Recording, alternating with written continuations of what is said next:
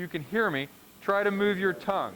If you find the idea of having brain surgery mind-boggling, imagine being Tim Clancy, who is having it while he's awake. Craniotomy didn't bother me, it was the awake. I'm like, awake, huh? How's that gonna work? Tim would find out how the day after this interview. The trouble began on December 16th, shortly after Tim finished his shift at this West County Shop and Save. He left work with a slight headache, but thought nothing of it. He went home, changed his clothes, sat down in front of his computer, and collapsed.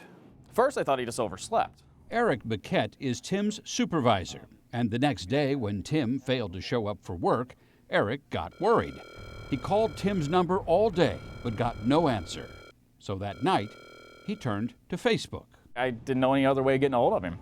So I kind of had to snoop his page and find a person to talk to. Eric searched Tim's friends list, found one of his 5 siblings, and sent a message letting Tim's family know something was wrong. Tim's sister Maureen jumped into action. We found Tim on the floor, barely conscious. He opened his eyes and looked at us, but he did not know who we were. It turned out Tim had collapsed from a seizure caused by an undiagnosed brain tumor nearly the size of a fist. Had he been left to linger on the floor just one day more, Tim probably would have died. It's like right up in this area somewhere, left frontal tumor, he said. Tim's bad news came at a terrible time. Just a few months earlier, his mother had been diagnosed with Alzheimer's, and his sister Susan had just learned she had an aggressive type of skin cancer. It was as if the Clancy family was being tested, but it only brought them even closer. The day before Tim's surgery, they took turns shaving his head. You have to be hopeful, you know, and our whole family is very hopeful. We've learned that through my sister. You have to stay hopeful. Right now, I just want tomorrow over with and see how it goes from there. Everything's going very well. Okay, now stop and relax. To remove a brain tumor without damaging the brain is tricky business. Fortunately for Tim, Washington University neurosurgeon Eric Luthart has been helping perfect a technique known as brain mapping. Everybody's brain is just a little bit different. Using electrodes attached to the brain through a flexible microgrid invented by Dr. Luthart, a surgeon can see which parts of the patient's brain control which functions of their body. But to get the most accurate information, Tim would need to be awake for part of the surgery. Basically, we ask him to do very simple things, such as naming pictures on a screen, opening and closing his hand. If you can hear me, try to say the Pledge of Allegiance. All these things give us information to what areas of the brain are involved with those tasks.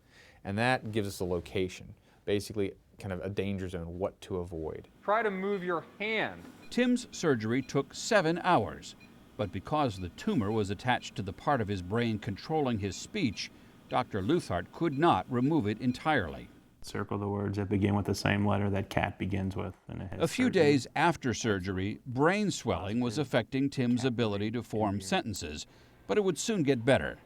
However, the results of the biopsy were not good.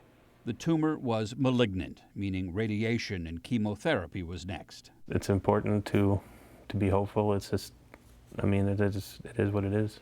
On April 17th, Tim had his final dose of radiation, but his joy would be short-lived. The following week, his sister Susan passed away at the age of 50.